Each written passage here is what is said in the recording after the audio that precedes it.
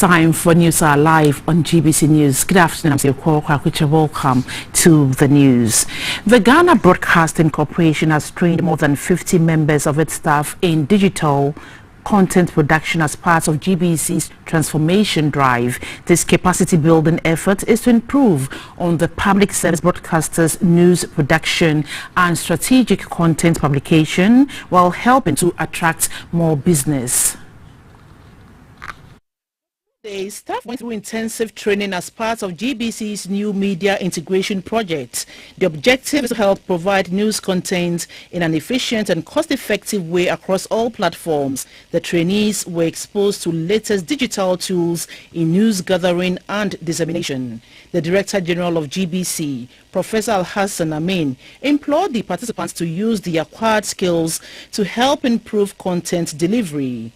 As competition increases in the media landscape, it is difficult for public service broadcasters to remain detached from trends in the new competitive environment.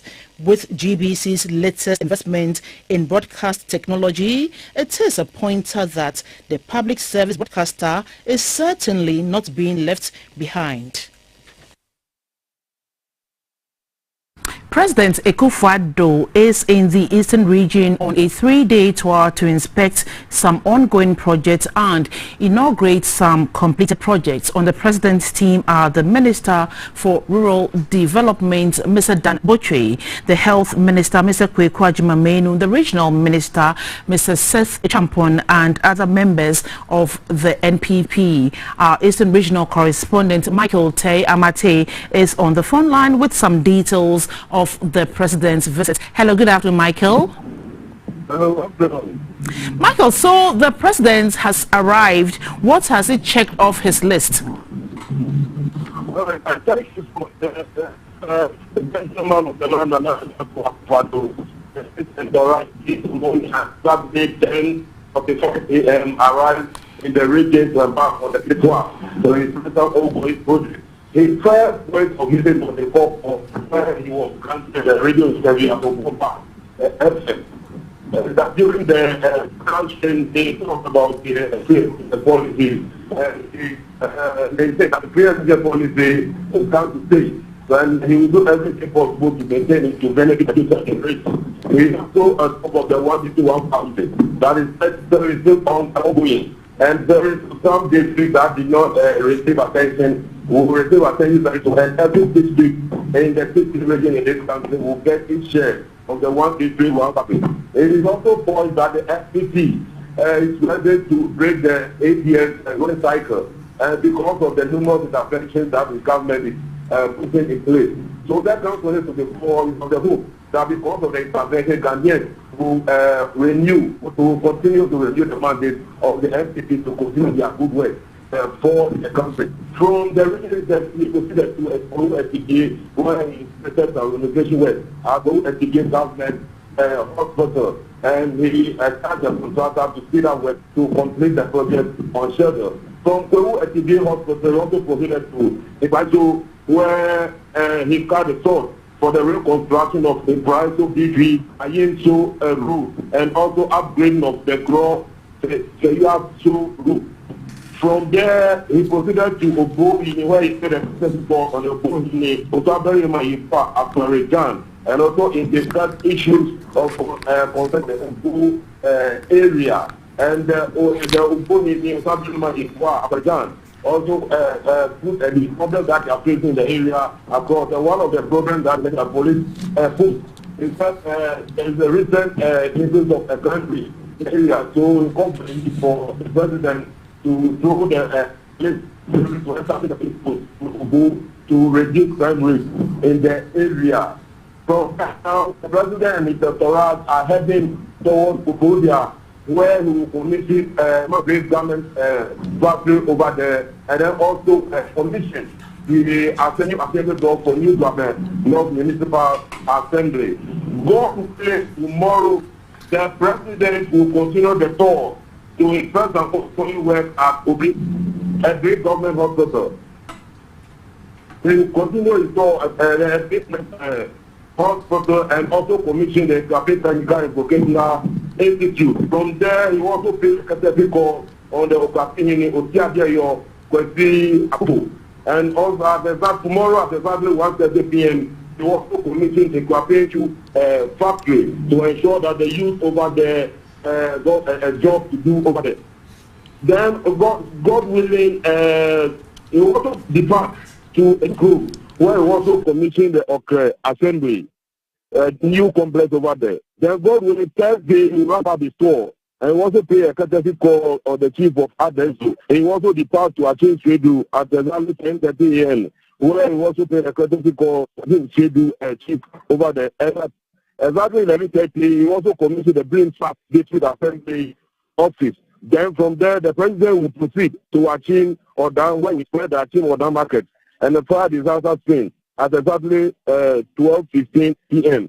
And at about 3:30, he also proceed to Achin Wenji, where he also paid a courtesy call on the chief of Achin.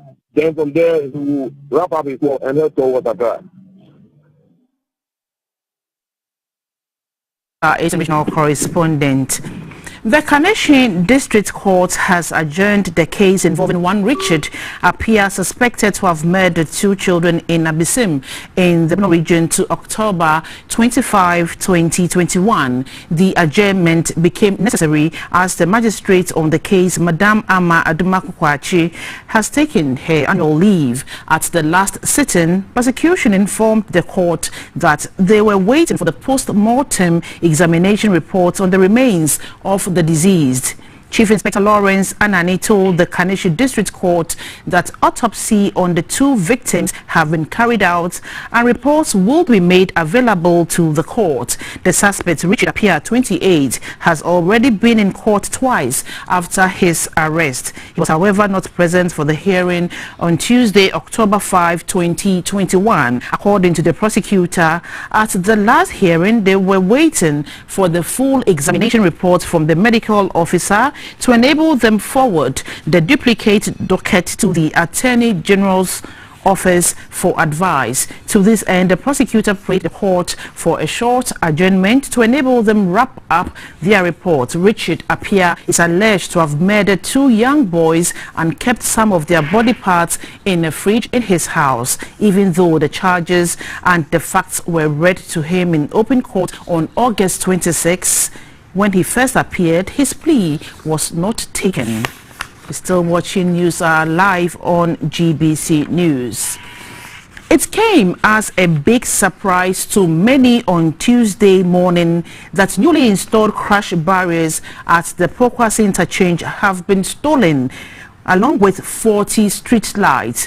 The guardrails, valued at $3,500, were fixed at the high cliff part of the road complex to protect vehicles from falling over and endangering human lives. The Motor, Traffic and Transport Department of the Ghana Police Service, MTTD, has a traffic monitoring and surveillance center where the personnel watch everything happening in and around the road. We go to the director in charge of education, research and training at the MTTD to find out if the road monitoring and surveillance center has come in handy in this case.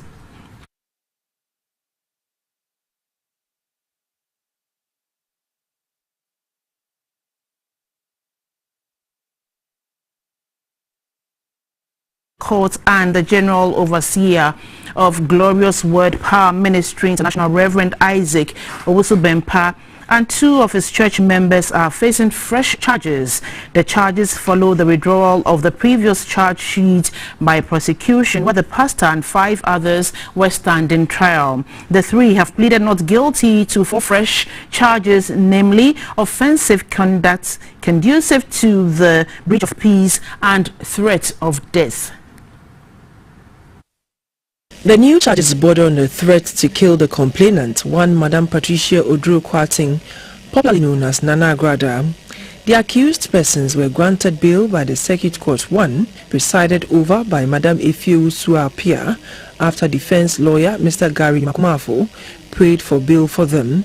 Reverend Isaac Owusu-Bempah was granted a 100,000 Ghana cedi self-recognizance bail. The 2 other accused persons, Michael Furi and Bright Berchi, were also granted 100,000 cedis each, with 2 sureties to be justified. All the accused persons are to deposit their passports to the registrar of the court and can only travel outside the country with the express permission of the court.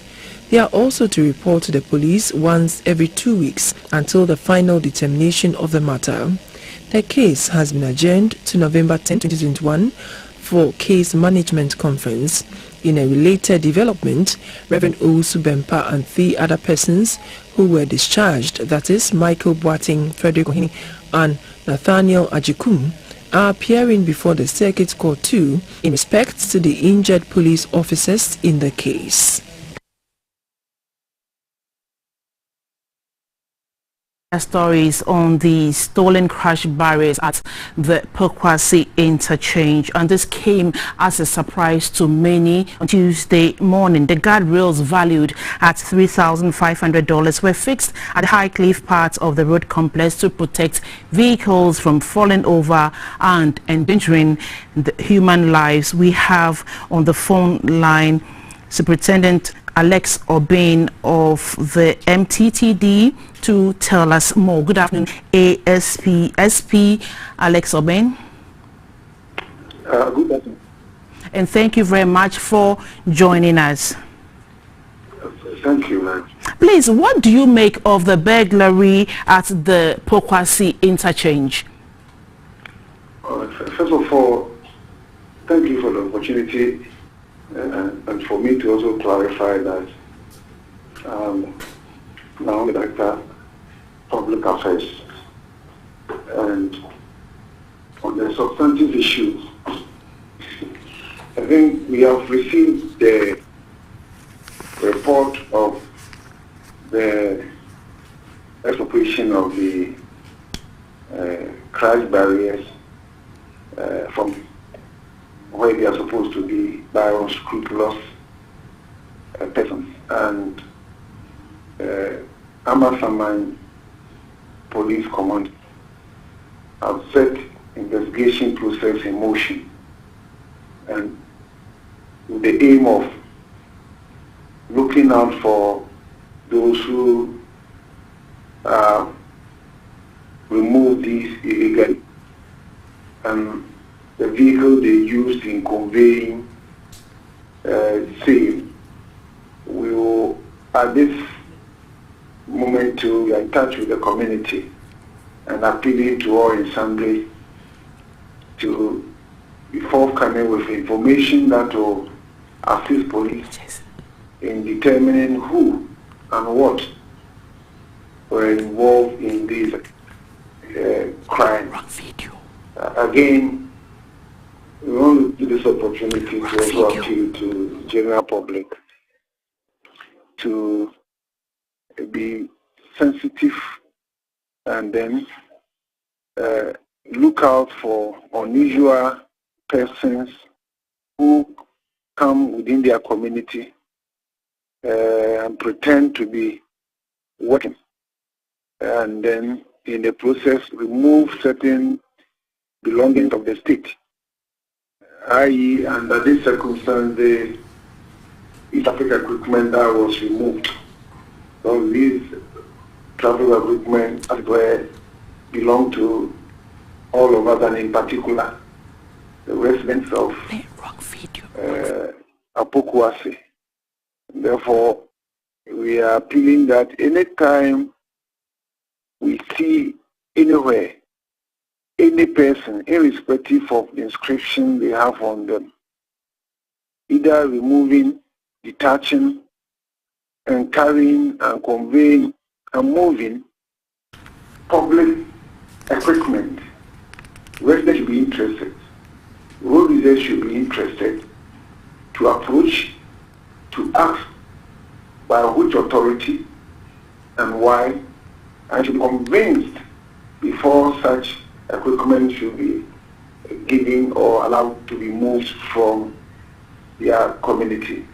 But for us, on this particular incident, we are very serious and we are targeting, and we hope soon we will zero in on those who did this so that they will also be forthcoming with what they have done at the appropriate court and be arrested. As you say, you're trying to zero in on the culprits. Let me ask you, we know that now the MTTD has a system for monitoring anything happening around or on our roads or around our roads. Has the system picked any information yet that can help trace those who stole the guardrails at the Pokwase interchange? Among other facilities that we're using to facilitate our investigation include those traffic surveillance sensors, the few that will be available. So we are looking at all those options. We know that these particular incidents happened around 17 last month about. So having received the report, we set our investigating process in motion.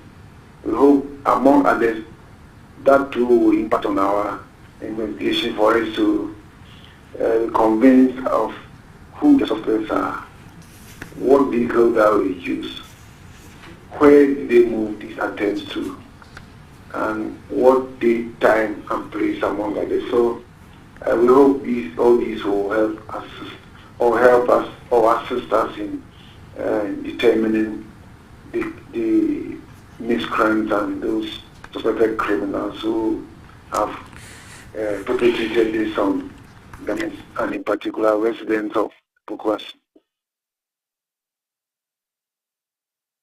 Of guardrails and stealing of guardrails and other materials on the road has been going on for a long time now. Well, if one travels from the Achimota to the Pokwase stretch of the Accra-Kumasi highway, you can see that a lot of these guardrails have been damaged by vehicles and even some stolen. Do you think that as a country we can put an end to this issue? I think yes, with concerted efforts we can and we should, and this should be a clarion wake-up call for all of us that while police is intensifying patrols, lookout, both static, mobile, and foot, and looking out for him, we pray that communities, as I said, should also be coming up together and community policing kind of unionization, so that within the community, members should also be policing day and night, basically without much resources, as they look out through their windows, on their stairs, in front of their stores, and in the corners of the streets. They were able to determine unusual movement, unusual persons' presence in the community, and activities that may lead to some of these things. They will know at first, and same as will be relayed to us as quickly as possible through the quickest means, as we have been saying, i.e., just touch the mobile phone and get us on 191 18555 0302 773 906, or even 112. Police will be closer to assist, so that we will be able to, on this reliable information that we've received, move in, follow, chase, search, cordon, and then reach out and apprehend or detect and pick up, so that people will not have the free day of having the luxury of coming within our community at dawn and remove such equipment that belong to the community, because protect them first, and then remove other cables and go away and cause blackout in their community. I think these should be a wake-up call for all of us. For us, we are positioning ourselves to partner the community in a way and manner that we will work in a concerted effort to ensure that we prevent such occurrences that are inimical to our socio-economic development and security in our communities. Thank you very much, ASP Alexander Obin is a Director of Public Affairs at the Ghana Police Service. That is Superintendent Alexander Obin, who is a Director of Public Affairs at the Ghana Police Service. The head of Ghana's COVID-19 case management team, Ms. Augustine Sego, has been honored by the Humanitarian Global Awards partners for his dedication towards the management of infectious diseases in Ghana and parts of Africa. He is an immunobiologist and an infectious-oriented laboratory scientist.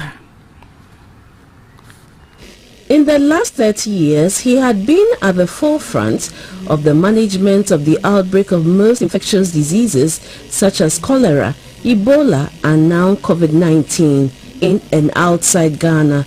Mr. Augustine Sego is said to be the longest-serving laboratory manager at the Central Laboratory of the Korle Bu Teaching Hospital.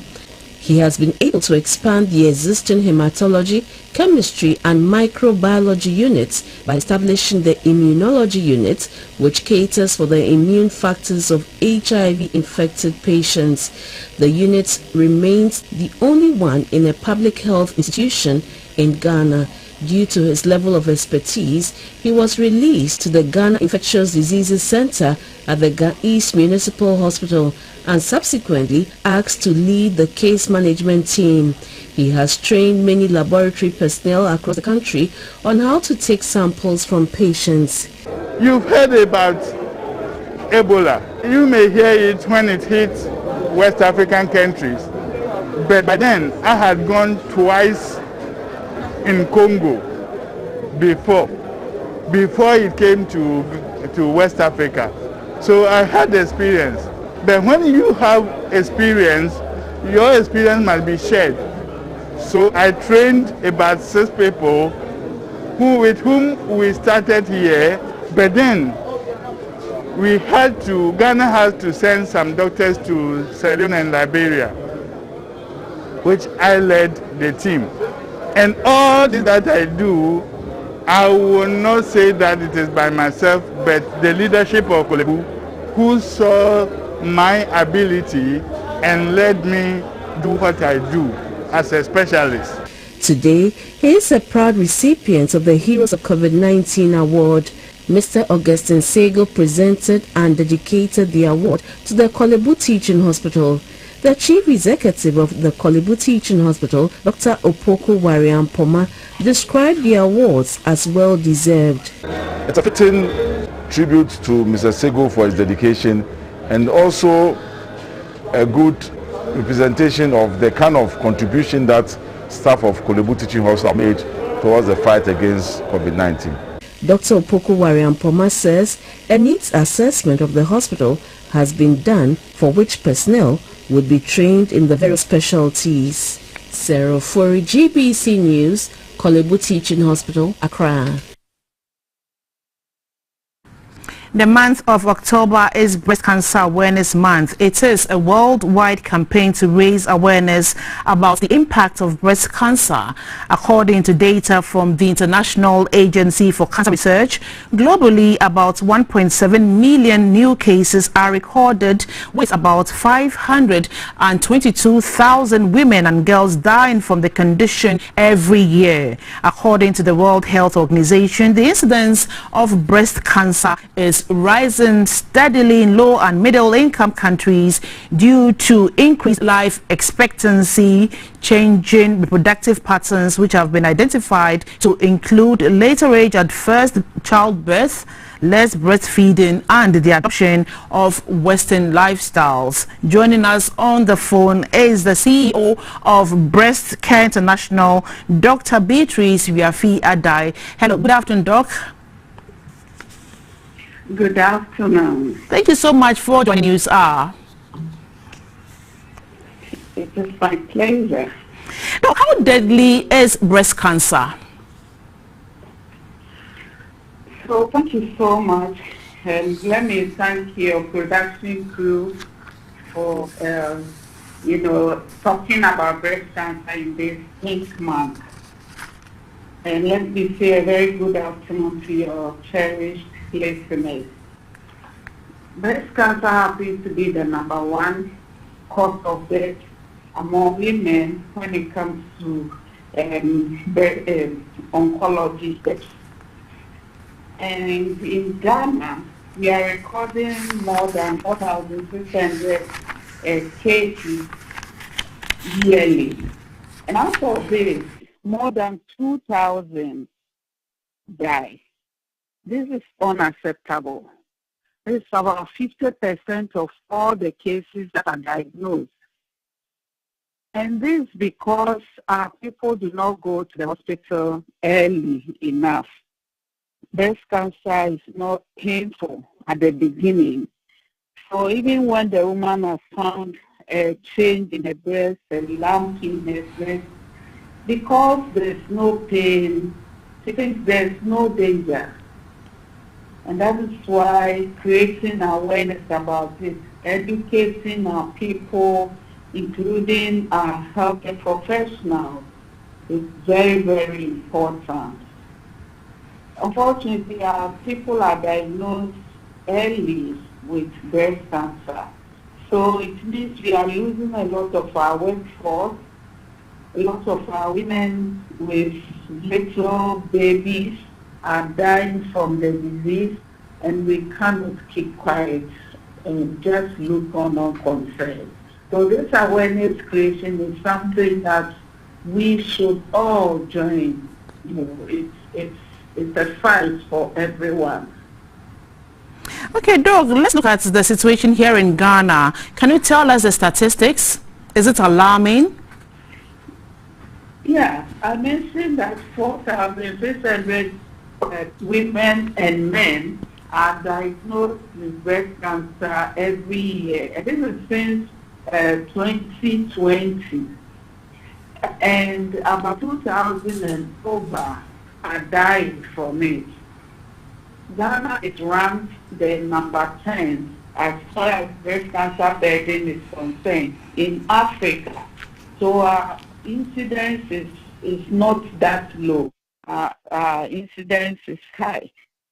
So we need to actually do a lot more than what we are doing to educate our people, to not only women, even though women are the majority, we should also educate the men, because every man has a woman in his life, whether it's the wife, the mother, the auntie, the daughter, the sister. So when it affects the woman, it affects the man as well. And we should also educate our healthcare professionals, especially those at the front line, so that they can be able to identify the disease early and refer the women to the treatment centers. So you are calling for early detection and treatment. So is this disease curable? Is breast cancer curable? Yes, it is curable. It's curable when we find it early. So if we want to prevent deaths from breast cancer, all our attention should be geared toward early detection and things that we can do to reduce the number of people dying from the disease. People are dying because they are not going to the hospital early. So by the time they go to the hospital, the disease has already spread to the liver, to the lungs, to the brain, or to the bone. The more a woman keeps the disease in the brain, the higher the chances of it spreading to these vital organs. So as women and girls, what precautionary measures will you recommend for us to stay safe from the disease? Yes, so we advise every woman to do her monthly breast examination. This should be done after the nurses physical menstruating. Those who postmenopausal should choose a day in the month to begin their own breast examination. Another screening measure is clinical breast examination or clinical breast screening. that is done by a trained healthcare professional. So if we had our way, we would say that every woman should be screened by a trained personnel once a year. We also advise our women from the age of 40 to start going for their mammogram. It's available, the machine is available. Just that it's not available in every regional capital. This is something we have to work towards as an issue, so that the woman will not have to travel hours before she gets to the hospital. This year we are placing a lot of interest on how to get the women to be more educated on a larger scale and to screen them. So we are doing the driver and breast cancer project, where we are educating the drivers at the terminal and educating the women traveling at the various terminals, together with the Center for Transport and Security Dialogue. We are doing the program starting this October and following the woman through her journey. So we'll be showing the documentary on breast cancer on the long battle. So by the time she arrives, she would have learned something about breast cancer. And then she also have the opportunity to be screened at the lorry terminal. All right, thank you very much, Dr. Beatrice Yafia-Dai is the CEO of Breast Care International. Residents of Atadeka, a suburb in the Katamanso district of Greater Accra, are calling on their local assembly as well as various stakeholders to come to their aid of the numerous development challenges facing the community. The more pressing is the deterioration of two bridges in the community. Both bridges are in such a bad state that if they are not fixed soon, the situation may lead to their consequences. It means the area gets flooded and has already led to the loss of properties. Also, during emergencies, the distance to the nearest health facility is now prolonged because vehicles have a hard time accessing this route. Residents say despite their pleas, help is yet to come.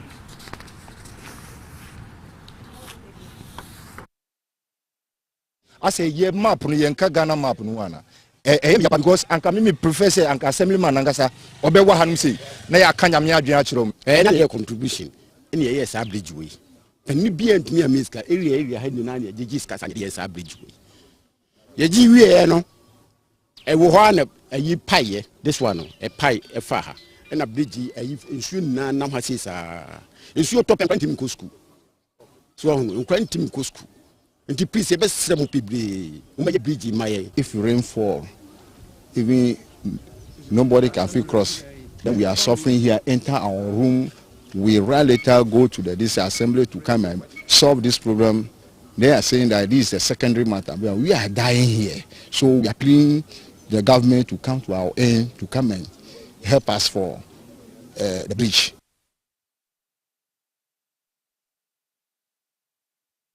In order to eradicate or reduce product losses at the Tema Oil Refinery, the Interim Management Committee, as part of its mandate, commenced investigations into product storage and transfer losses. Consequently, a number of staff members who hold various positions have been interdicted pending the outcome of investigations. We are joined by the Interim Management Committee Chairman, Mr. Norbert Ankun, to give us more on the situation.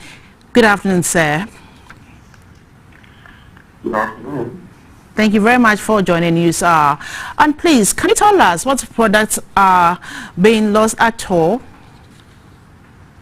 What products are involved in the death cases or loss cases? Hello?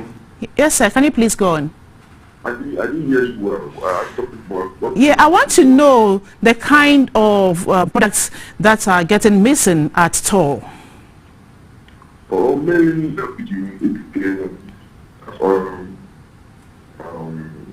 actually all the products we deal with.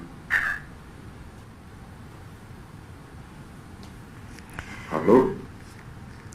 Can you please position yourself well? I can hardly hear you.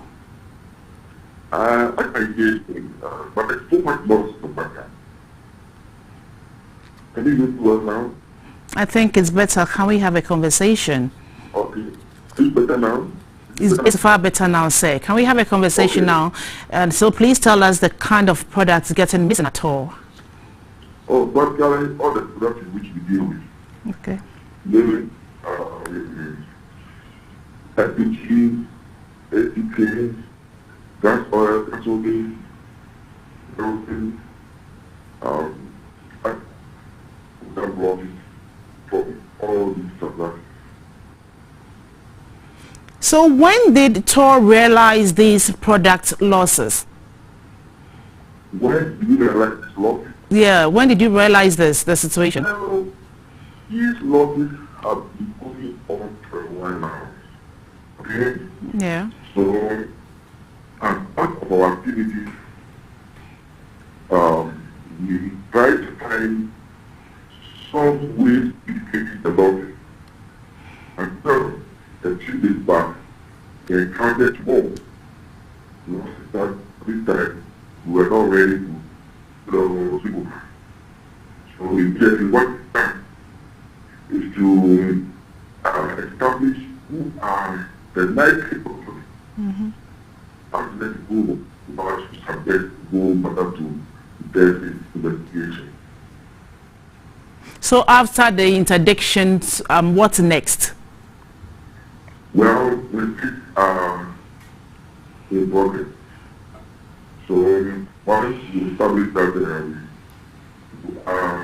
not going to really give you all your bonus. Somehow, it turns out that you are incorporate yourself. I'm going to take care of you. So now that some staff members have been interdicted, how is Tor ensuring that products in its care are safe? Well, I think there's been some realization all of a sudden, and every Tor staff now takes these tools to make sure that I think this happens in any of them jurisdiction. Thank you very much, Mr. Norbert Anku, for your time. And Mr. Norbert Anku is the interim management committee chairman of the Tema Oil Refinery. You're still watching News Hour live on GBC News. We're taking a short break. We'll be back with the business segment. Please don't go away.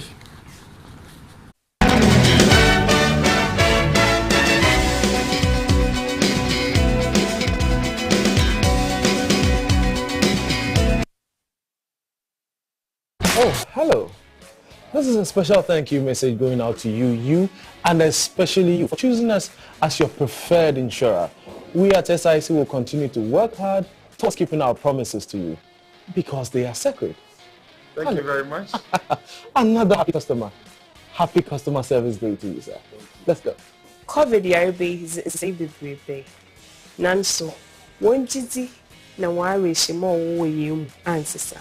Remember, yena yewo SIC Insurance PLC. But I don't want to say. Nyamisha bebre. Hello, I'm Stephen Odro, MD of SIC Insurance PLC. Undeniably, you play a major role in our business, and because of that, we are very committed to delivering excellence to exceed your expectations. On behalf of SIC Insurance PLC, thank you, and God richly bless you.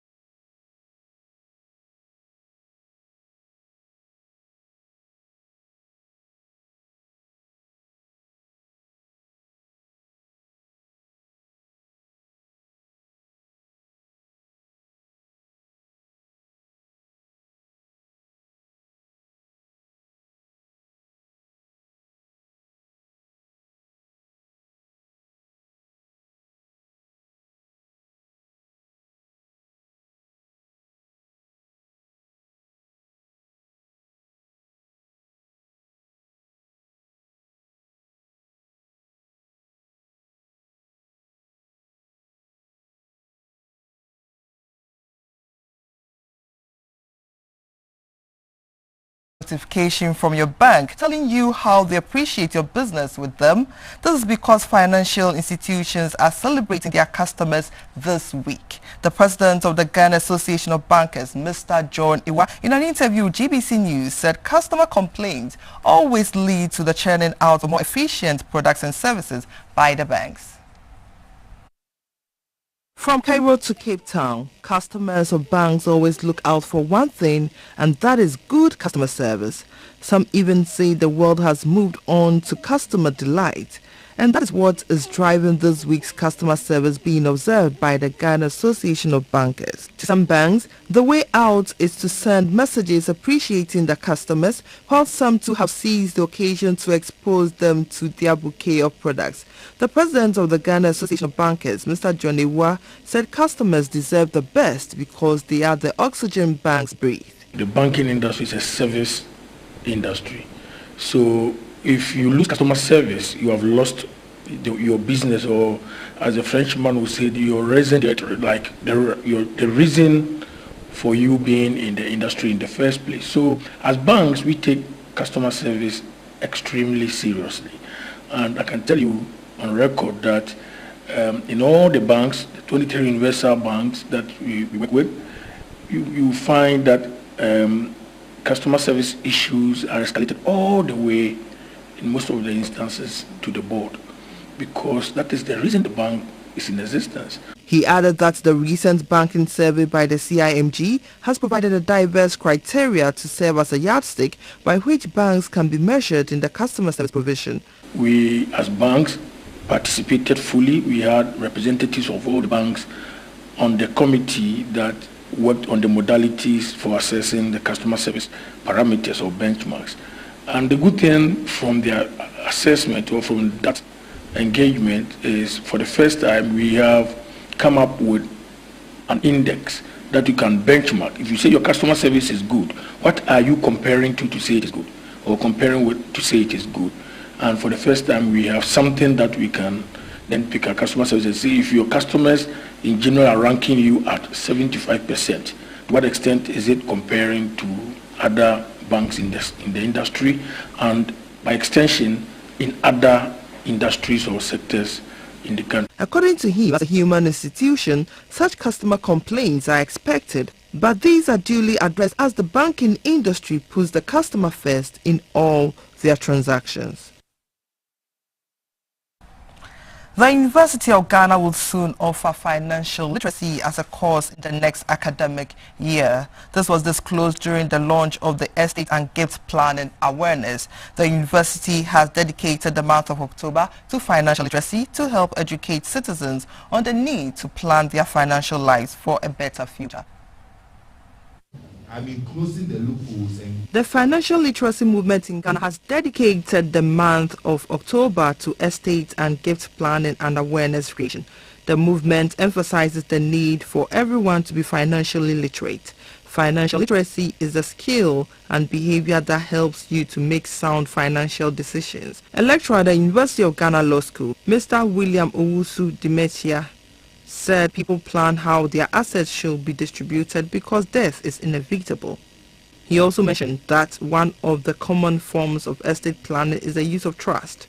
A barrister at law, Mrs. Anita Delight Dankwa, said if you fail to plan, you plan to fail. She said women and their children are the most vulnerable people when it comes to asset distribution, because when a husband dies without leaving a legal will, his wife and children may face challenges from the family of the deceased for their inheritance. My family, they are loving family. They will not fight over my property. It's a fallacy. The services of a lawyer is expensive. Probably. But trust me, it's more expensive when you don't make a will and they start fighting. Only the rich make wills. I don't have anything. You have a house, you have a land, you say you don't have anything. You have a car, you still say you don't have anything. Whatever you own, will it. The Dean of the University of Ghana Law School, Professor Raymond Atuba, also mentioned that estate and gift planning is a strategy to protect families and children, and therefore it must be taken serious by everybody. There's a subsisting idea that our traditional system, where upon death your relatives picked up your liabilities in terms of the health and welfare and education of your kids and your parents. There's a false sense that that still exists. It does not exist anymore. We do not know when we're going. Because of this, we need to take estate and gift planning seriously. Unfortunately, there's a lot of estate planning illiteracy. University of Ghana School of Law and University of Ghana Business School are determined to redeem the state of estate planning illiteracy in Ghana. And that's all for business. Thanks for watching.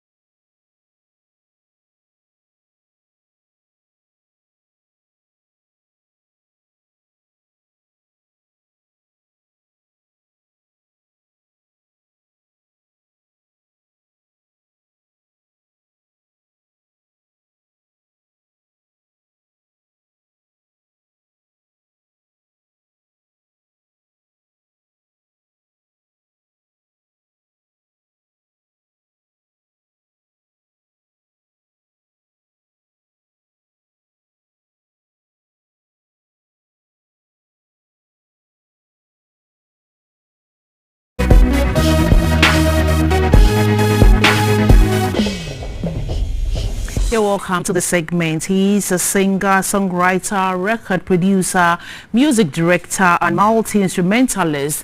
Gospel musician Koda has confirmed that juju, or the spiritual belief system, is common in the gospel music industry and not only in the secular world. The Arts and Entertainment Desk had a sit-down with the multi-talented musician Koda. His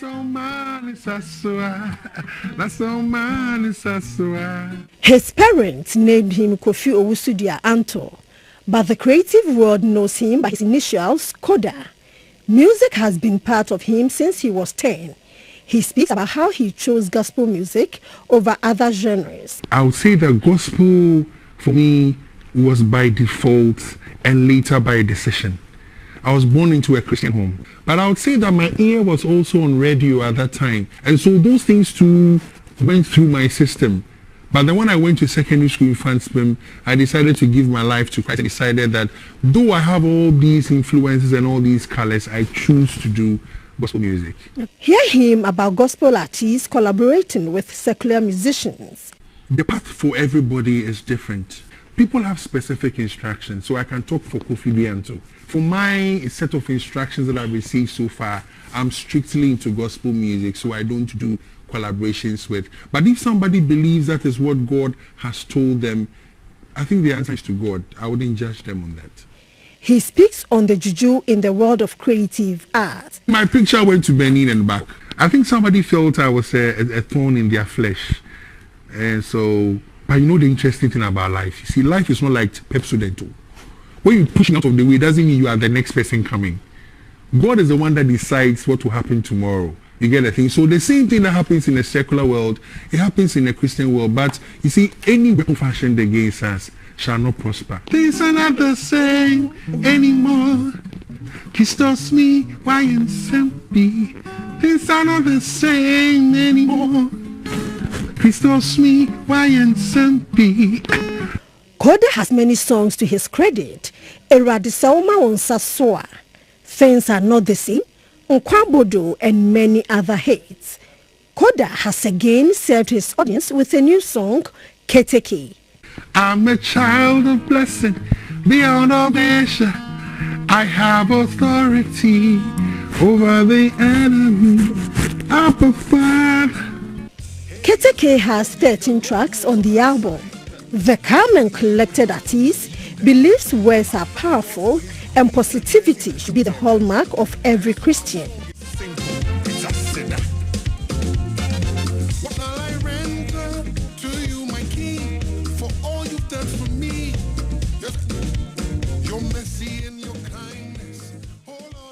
And it's a wrap. Thank you so much for watching. We'll be back at 7 with another news package. Enjoy the rest of our programs. Do have a good afternoon.